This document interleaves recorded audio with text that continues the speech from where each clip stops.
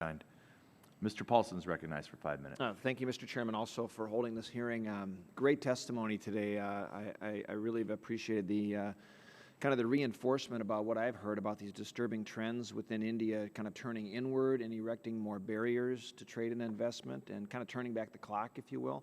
And so some real challenging opportunities for us moving forward. One of Minnesota's largest exports to India is in the area of medical technology. And unfortunately, I understand that United States medical manufacturers are facing incredible challenges now selling their products in India, including lack of transparency in pricing under India's central government healthcare scheme, as well as discriminatory government procurement policies. And there's no doubt that American medical device companies are well positioned to partner with the Indian government toward improving healthcare access and outcomes and awareness and developing much needed stronger healthcare infrastructure, but they're going to have a difficult time doing so in the current environment. Mr. Waldron, you touched on some of this from the drug perspective. Now, can you also maybe comment from the perspective of maybe how an American medical device company might have difficulty selling their products in India, and is it going to be helpful to have a renewed or a revised bilateral trade dialogue in this area addressing this industry's concerns? I guess very generally, I think it's probably one of the more important tools. A bilateral approach might be helpful. I guess it all depends on the particularities of what's included in that. So I would say that it's amongst the instruments that you could move forward on. But I think I mean, a lot of medical instruments also depend on intellectual property and sort of the respect for the innovation that's coming in. So I think it's sort of like part and parcel of the same kind of environment we're trying to create there. I think we're all experiencing it in the same way. Our innovation really isn't being respected, and it's being pushed back. Yeah, the thing that I would add there is, particularly in the context of GSP coming up for renewal, before we get there, I think we have an opportunity to engage in the kind of bidirectional dialogue so that we can talk strategically about differing interests that can help us advance and resolve some of the challenges we're facing in the market. And so it's something that we would highly endorse.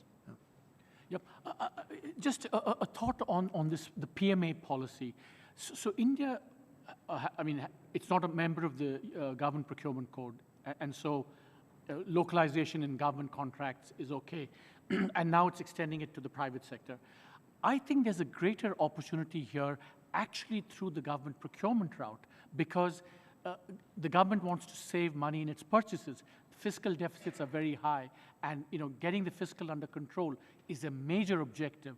Therefore, I think that getting India into the government procurement code is actually an easier way of dealing with the PMA policy than it is, in fact, of addressing PMA in the private sector. I think that's the kind of thing that's worth considering, and that's another reason why I think getting India into the WTO, into the government procurement code, would be worth pursuing.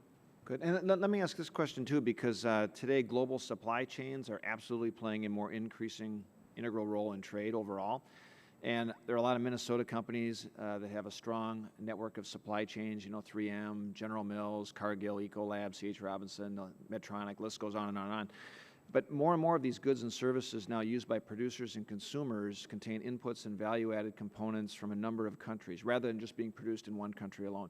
How well is India itself integrated now into global supply chains, and how can it improve that integration in the global supply chain?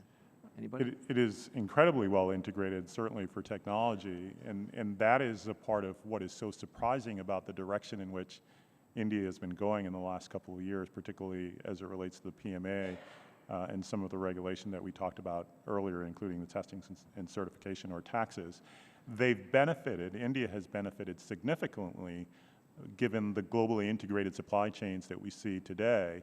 And given the policies they put in place, though, they stand to lose their role as a part of that process. And so our hope is that through these types of conversation, they're able to see, as well as we are, how we mutually benefit from this relationship. Right. Anyone else? Thank you, Mr. Chairman. Appreciate it.